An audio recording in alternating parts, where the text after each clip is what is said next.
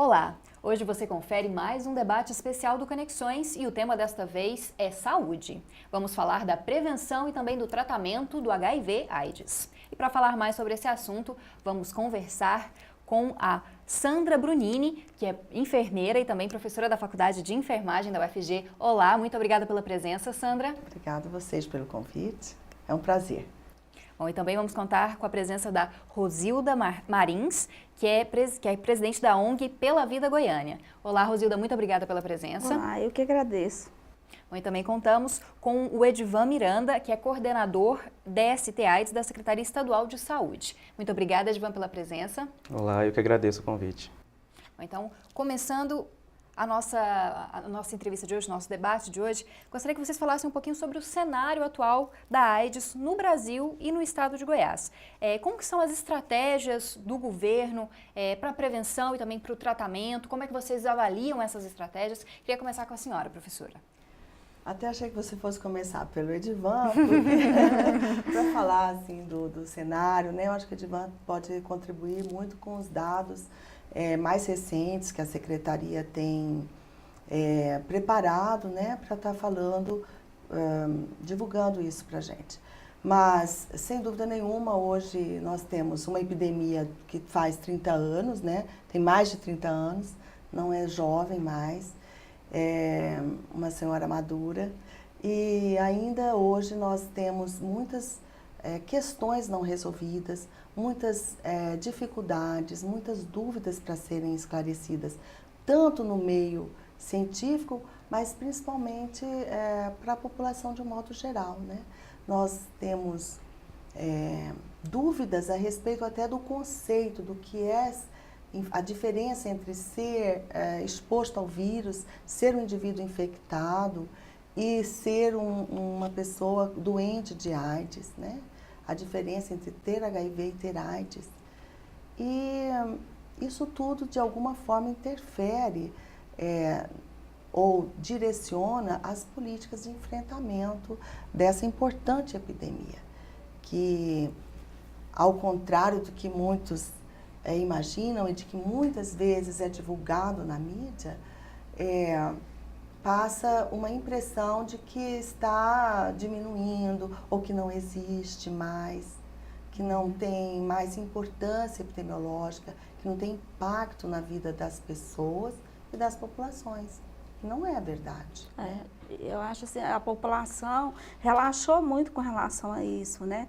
E em função disso, a gente tem visto que os dados têm mostrado, né, Edivan, que tem aumentado o número de casos de pessoas infectadas e vai aumentar mais, porque nós estamos, o Pela Vida já iniciou um projeto de 7 meses e outras ONGs também participaram desse edital, que são os testes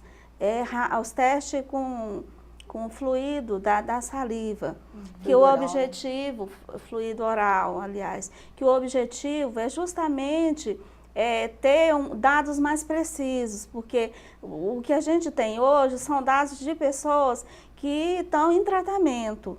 Então, a política do Ministério da Saúde é dar remédio para todo mundo, independente se ele tem carga viral indetectável, CD4, baixo ou alto, foi notificado, tem o exame HIV positivo, ele já vai começar com um tratamento e vai ser inserido dentro do Senan. Aí é possível se ter dados mais precisos. Aí a gente, de fato, vai ter um cenário que vai mostrar a realidade, né? Então, e essa realidade, lamentavelmente, ela vai ser assustadora. Então, como a Rosilda disse, pode haver muitos casos de subnotificação, de pessoas que têm o HIV, mas não sabem porque nunca fizeram teste, não têm ideia de que tem. Sim, a gente ainda tem muitos casos notificados. Porém, uma novidade que é até bom que a população fique sabendo é que a partir de junho deste ano, o Ministério da Saúde lançou uma portaria onde foi revisto os agravos de notificação compulsória e o HIV agora faz parte desses agravos. Então, no nosso banco de dados, que é o Sinan, nós temos ainda antes desse período, de junho desse ano, nós temos registrados casos de AIDS. Então, nós não tínhamos casos de HIV.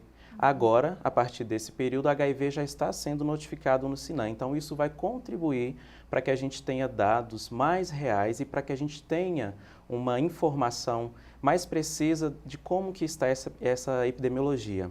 E o interessante é que uma vez, como a Rosilda colocou, uma vez que essas pessoas que estão com o vírus são notificadas, elas já vão iniciar o tratamento, mesmo independente do CD4 da carga viral, porque uma das ações de forma preventiva que o Ministério está começando a implantar, a trabalhar, é utilizar também dos medicamentos antirretrovirais como forma de prevenção. Então, anteriormente, quando a pessoa tinha o diagnóstico de HIV, ela fazia exames para saber como é que estava o CD4, e aí, de acordo com esse CD4, é que se iniciava o tratamento. E a recomendação agora já notificou, tem HIV, já entra com a medicação para que essa pessoa já tenha a sua carga viral bem reduzida, e isso vai fazer com que essa pessoa que já está em uso da medicação não tenha muitas possibilidades de transmitir o vírus se por acaso tiver algum relacionamento com uma outra pessoa de forma desprotegida. E como é que são os números? Como estão os números agora no estado de Goiás, Edivan? Bom, agora no estado de Goiás nós temos dados acumulados, isso desde o início da epidemia, que foi no ano de 84 até setembro de 2013, nós temos 12.109 casos de AIDS. Porém, por ano, a gente registra no SINAM uma média de 500 novos casos anuais. Então, a gente está falando aqui, como é um programa que é educativo, né? Estou aqui pensando alguns termos que nós já começamos que foram introduzidos assim na nossa conversa e que talvez fosse interessante assim estar explicando, né? E também resgatando essa coisa que o Edivan falou, que o Brasil agora, a partir de junho, né, ele passa a receber, tornou obrigatória a notificação dos casos de infecção pelo HIV. Então, essa é uma importante distinção. Nós temos casos de AIDS e temos casos de infecção. Até hoje, o Brasil trabalhava só com a vigilância epidemiológica da AIDS. A AIDS é como se fosse assim, a parte final, a reta final do desenvolvimento de uma infecção, né? Do período em que o indivíduo é exposto ao vírus e se infecta, até o momento em que ele, seguindo o curso natural da doença, não havendo nenhuma interferência medicamentosa, terapêutica, então o curso natural da doença, para ele desenvolver AIDS, demora de 7 a 10 anos. Isso significa que monitorar a AIDS é como se eu tivesse hoje um retrato de uma situação que, na verdade, ocorreu 7 ou 10 anos atrás. Alguns países no mundo fazem vigilância do HIV há 10, 12 anos, 15 anos, não é tão nova assim, né?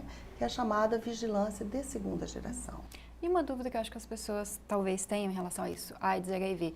Uma pessoa que já é detectada nesse estágio, desenvolvendo as doenças, o que a AIDS traz, ela ainda, com o tratamento, ela também pode voltar a ser uma pessoa saudável? Certo que sim. Muito certo que sim. Entretanto, o prognóstico, ele é mais reduzido do que se ele descobre precocemente, né? Por isso que todo investimento hoje no mundo é em cima de diagnóstico precoce, que eu acho que é uma coisa que no final a gente até vai acabar falando. Porque a maior parte dos casos de óbito, de caso de AIDS, é por diagnóstico tardio.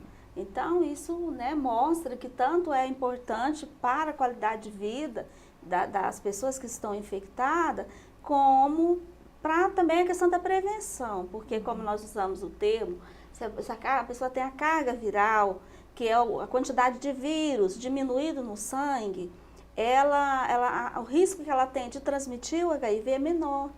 Então, unindo-se ao preservativo, vai diminuir. E aí esse paciente também não vai ter que passar, às vezes, ter que tomar outros tipos de medicamento. Provavelmente ele começa tomando tem uma proposta e uma política de um só comprimido para essas pessoas que estão sendo notificadas agora, que isso é fantástico. São 3 drogas, mas num só medicamento. Então, assim, isso é um avanço muito grande. As pessoas vão estar fazendo o exame, pelo menos de 6 em 6 meses. Então, realmente, esse paciente vai estar sendo acompanhado.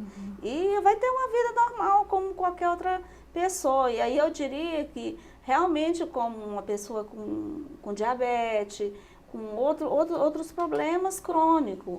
Porque a AIDS eu acho que o maior problema que a gente tem é realmente, que a gente tinha é não ter diagnóstico e também as pessoas estarem aí se infectando, fazer de conta que a doença não existe. Isso é um problema que a juventude está enfrentando, que as pessoas de idade, nós estamos tendo muitos casos de AIDS na terceira idade, que já é também uma preocupação muito grande.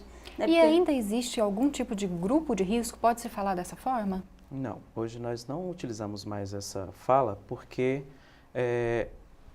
de acordo com a evolução da epidemia, nós percebemos que hoje a gente pode colocar o termo mais correto seria um comportamento de risco.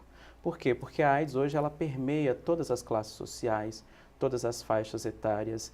Então não existe mais grupos como no início da epidemia, onde iniciou-se no grupo de homossexuais, nessa categoria de exposição. Hoje, os dados epidemiológicos eles evidenciam que a categoria de exposição heterossexual ela está em maior número de casos de AIDS do que a homossexual. Porém, nós sabemos que profissionais do sexo, usuários de álcool e outras drogas, pessoas privadas de liberdade, são pessoas que estão, sim, ainda muito vulneráveis a estar se infectando pelo vírus. Porém, não existe mais grupo de risco, porque nós sabemos que hoje a feminização é uma realidade e as mulheres casadas estão apresentando um aumento. Ou seja, não é mais grupo de risco. Muitas das vezes, o próprio esposo tem relacionamentos extraconjugais e aí a negociação do preservativo entre casais é uma dificuldade, porque pode levantar problemas como traição, enfim, esse tipo de situação. E aí, por conta dessa dificuldade, acaba não tendo uso do preservativo entre casais.